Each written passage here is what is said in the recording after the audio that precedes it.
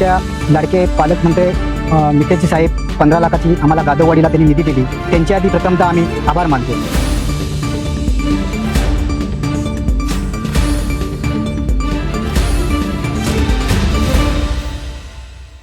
मी राजन चंद्रकांत सरमळकर, मालवण. पण मी गेली 90 सालपासून इथे 500 एकरचा प्लॉट विकत घेतला शेतीसाठी. आंबा, कलम, काजू बागायत. ह्या निमित्ताने मी इथे लागवड केली आहे बरीच, हजारो कलम, काजू.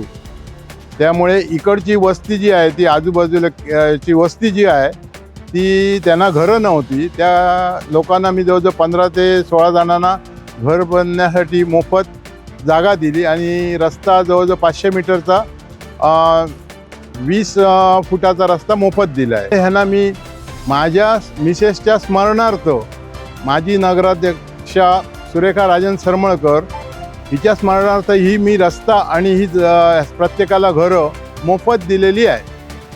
तसेच पालकमंत्री नितेशजी राणे साहेब यांनी ह्या रस्त्यासाठी 15 लाख रुपये मंजूर करून दिले ह्या वस्तीसाठी. त्यांचंही मी आभार मानतोय. पुढील त्यांना 2 किलोमीटरचा रस्ता शिल्लक आहे करायचा, त्याच्यासाठी निधी मिळावी अशी सगळ्या स्थानिक लोकांची मागणी आहे. तो डांबरीकरण व्हावा अशी सगळ्यांची इच्छा आहे. तसेच पालकमंत्र्यांचे मी सगळ्यांच्या वतीने आभार मानतोय, अभिनंदन करतो आहे. अशीच त्या वस्तीवर कृपा ठेवावी. सगळी आपल्याबरोबर लोक आहे 100% इथली. सन्माननीय आमचे मालवण तालुक्यातले राजनजी सरमळकर साहेब यांच्या वतीने त्या गादोवाडीमध्ये रस्त्याची सुविधा नव्हती.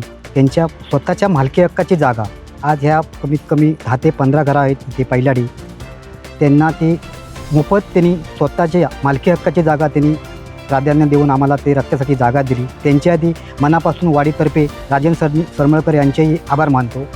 आणि घरांसाठी घरंही त्यांच्यातच आहेत, 14-15 घरं आहेत, त्यांचे आम्ही आभार मानतो. त्याचप्रमाणे आमच्या लाडके पालकमंत्री नितेशजी साहेब 15 लाखाची आम्हाला गादोवाडीला त्यांनी निधी दिली, त्यांच्या आधी प्रथमतः आम्ही आभार मानतो. कारण त्यांनी खरोखर भरघोस 15 लाखाची निधी दिली आणि रस्ता आमचा खडीकरण झाला त्यांच्या माध्यमातून, त्यांच्या आधी आभार मानतो. त्याचप्रमाणे ग्रामपंचायत सरपंच यांच्या वतीने खूप प्रयत्न झाले, त्यांच्या माध्यमातून हा रस्ता भालचंद्र माटवकर यांनी पाठोपाठ प्रयत्न केले आहेत. तरी पण तो रस्ता व्हावा अशी आम्हाला पण विनंती आहे आणि ग्रामपंचायतीचे आभार मानतो.